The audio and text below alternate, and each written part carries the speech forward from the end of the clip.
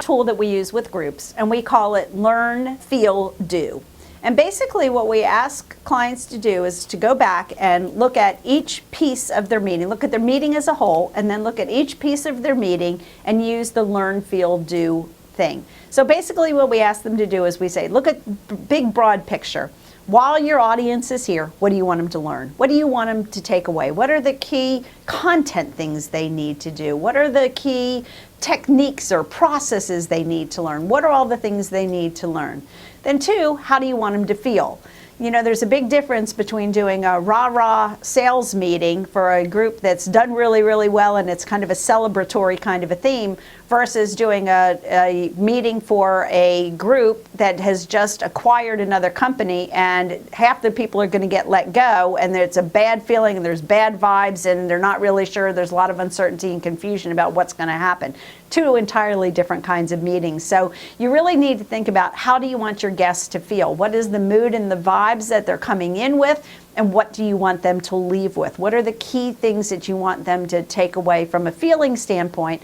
And then at the end, what do you want them to do? If it's a sales meeting, do you want them to increase sales? Do you want them to make more customer calls? Do you want them to be more customer friendly? You know, what do you want them to do when they walk out that door based on the things that happened at the meeting? So if you can sit down, a lot of meeting planners are more logistics oriented as opposed to more content and strategy oriented. So when at the very start of planning the meeting, if you can sit down with the stakeholder and even at a really high level, use that tool to get an idea on what that needs to be and have those conversations and do that with 3 or 4 or 5 people that all have a vested interest in the meeting, you might hear something very different from all of them and it'll give you a tool to use to get some consensus on what needs to happen at the meeting. You can use it with your association meetings also, not necessarily just corporate meetings, but what do you want people to walk away with? What are the critical learning things in our industry these days? Who's talking about things we need to do? What's the mood and the energy level we want to set? And then at the end, what tools do we want people to have and what do we want them to do when they leave? Is there an ongoing community relationship we want to have for them and how do we develop that at the meeting so that we can get them engaged in doing things afterwards?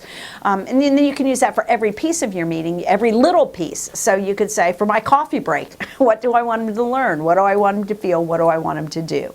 What are the key components of that piece? And then you work through your meeting using that tool, and that really helps answer a lot of questions about what kind of things you can plug into your meeting that would be relevant and would be interesting and would be different than what you've normally done.